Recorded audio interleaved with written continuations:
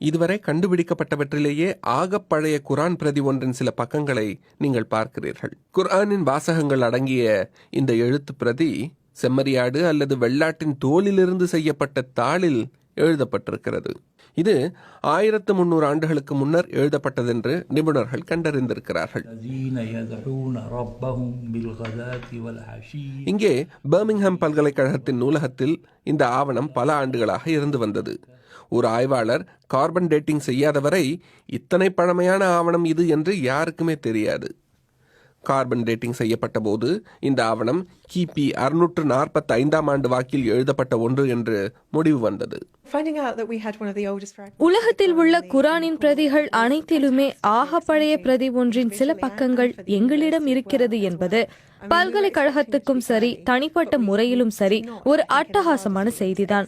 இது இத்தனை பழையானது என்று யாரும் கற்பனை கூட செய்யவில்லை. 1920களில் பர்மிங்ஹாமுக்கு எடுத்து வரப்பட்ட மத்திய கிழக்கு ஆவண தொகுதியில் கையால் எழுதப்பட்ட இந்த பிரதியும் இருந்தது. இஸ்லாத்தின் துவக்கத்துக்கே இந்த பிரதி நம்மை எடுத்து செல்வதாக கல்வியாளர்கள் கூறுகின்றனர். இதை எழுதியவருக்கு இறை தூதர் முகமதுவை தெரிந்திருக்கலாம். முகமதுவை பார்த்தும் அவரது பிரசங்கங்களை இவர் கேட்டும் இருந்திருக்கலாம்.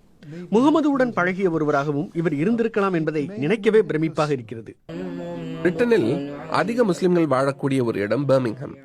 இந்த ஊரில் இப்படி ஒரு பொக்கிஷம் இருப்பதை அந்த சமூகத்தினர் வரவேற்கின்றனர். இந்த கையெழுத்து பிரதியை மக்களின் பார்வைக்கு வைக்கப் போவதாக பல்கலைக்கழகத்தினர் கூறுகின்றனர். உலக சரித்திரத்தின் இந்த முக்கிய சுவட்டை பர்மிங்ஹாமை விட்டு வெளியில் அனுப்புவதற்கு அவர்களுக்கு எண்ணமில்லை.